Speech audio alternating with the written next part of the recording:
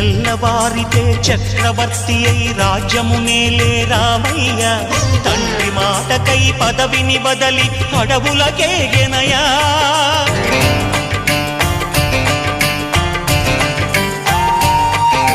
మహిలో జనులను కావగ వచ్చిన మహావిష్ణు అవతారమయ్య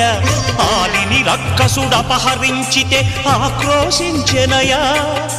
అసురుని త్రుంచి అమ్మను తెచ్చి అగ్ని పరీక్ష విధించెనయా సాగలి నిందకు సత్యము చాటగ కులసతినే విడనాడెనయ నా రాముని కష్టం లోకంలో ఎవరూ పడలేదయ్యా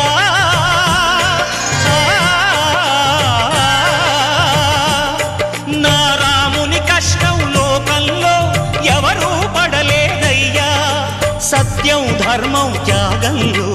అతనికి సరిలేరయ్యా